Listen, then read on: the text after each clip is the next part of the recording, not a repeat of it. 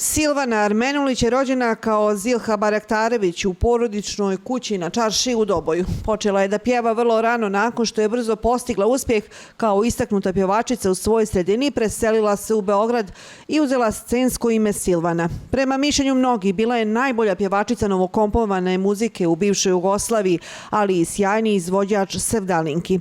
Nažalost, njen život i karijera bili su kratkog vijeka. Poginula je u 37. godini u saobraćajnoj nesreći, vraćajući se sa nastupa iz Požarevca. U znak sjećanja na Silvanu u pripremi je i monografija u kojoj žele da ju prikažu kakva je zaista bila, što je suprotnost od onog kako je do danas predstavljena u javnosti. Najviše informacija o Silvani prikupili su od njene sestre Dine, ali i od muzičara sa kojima je sarađivala. Ovako ju opisuju. Izuzetna, osjećajna, dobar prijatelj, dobar čovjek, spremna svakome pomoć. Nikad nije žalila ni jednog dinara koliko je dala samo u humanitarne svrhe, a nije dozvolila da se o tome govori. Imala je za svakog uvijek i vremena i uvijek je bila jako susretljiva. Jedino je imala veliku patnju njenu koja je čitav život nju obučila, to je njena ljubavna patnja, ona je bila nesrećna u ljubavi. Evo, recimo, mislili smo da je rođena 18. maja, a nije ona rođena 10. februara. Recimo, odatle kreću laži. O Silvani mislili smo da je njen otac bio nekakav loš čovjek, da ona je odrasla u siromaštvu, to nije tačno. Njen otac je bio jedan od najuglednijih Dobojlija, pa tako pričalo se da ona je bila u vezi sa ovim, sa onim. Ljubavni život neće biti otkriven u potpunosti, odnos između nje i Tome također, znači do detalja razjašnjen i najveća misterija, a to je njena smrt, odnosno njena pogibija koja je potpuno razotkrivena, znači nema više nikakve misterije oko toga na koji način su oni izgubili život.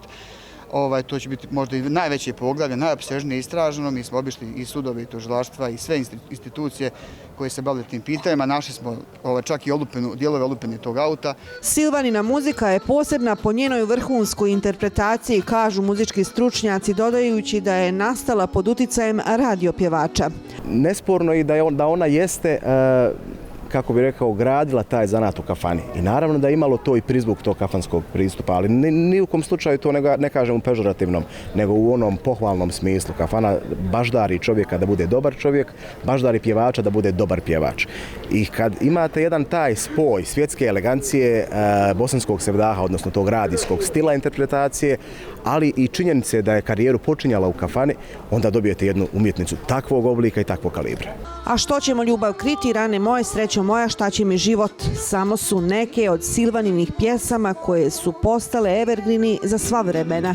Nije lako izvoditi Silvanine numere, slažu se i pjevači. Silvana je generalno jako emotivna. Ja sam i tako doživjela osoba i samim tim jako je zahtjevna za pjevati. Nije ni malo lako i mislim da je baš pravi bojem u ženskom obliku. Kao jako mala djevojčica sam već znala dosta o Silvani i znala sam da je naša sugrađanka i samim tim upravo zbog toga sam imala želju da predstavim nju u nekom lijepom svjetlu, zato sam i pripremala toliko dugo te pjesme, a znam već odavno njen repertoar. Mi smo počeli sa kulturno-umjetničkim društvom Stakatom još 2012. godine, tako da od tad je to već u memoriji.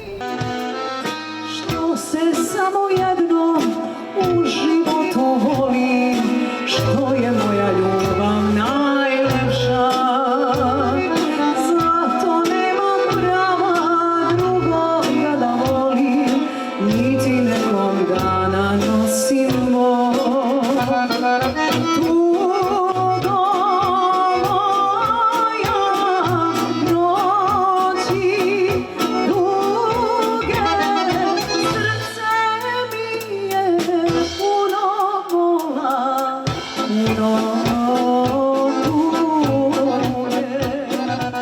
To su veoma teške, komplikovane pjesme, veoma emotivne i mislim da to stvarno nije za svakoga jednostavno. Tu moraju da se prepoznaju u tome i da izvode.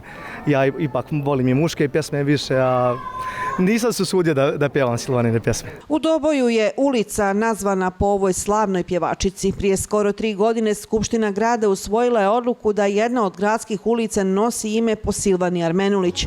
U pitanju je dio bulevara u južnom dijelu grada. Nema, mislim, Dobojlije koji ne voli barem jednu pjesmu od Silvane. Svakako da i film Toma je, mogu slobodno reći, oživio, da kažem, uspomenu na Silvanu Armenulić. Ono što grad Doboj je učinio, a to je da je Skupština grada dala ulicu po njenom imenu. Svakako da je nešto i neko ko je obilježio jednu epohu i grada Doboja, ali naravno i narodne muzike, mogu slobodno reći jugoslovenske narodne muzike tada, jer tada su pjevali ljudi koji su imali glas, koji su imali kvalitet i siguran sam da nije bilo lako, da kažemo, biti prepoznatljiv kao što je Silvana Armenulić i ja sam ponosan sam na njen lik i djelo, na njene pjesme, svakako i na ljude, opet ću ponoviti, koji evo imamo i mural Silvani koji je Deni Božić uradio, svakako da grad Doboj na taj način pokazuje, da kažem, svu ljubav prema njenom liku i djelu. Monografija koja se piše u znak sjećanja na Silvanu trebalo bi da bude publikovana najkasnije u mjesecu septembru. Povodom sjećanja na Silvanu organizovano je muzičko veče na kojoj su se pjevali njeni hitovi. U planu je da se od naredne godine organizuje festival koji će nositi njeno ime.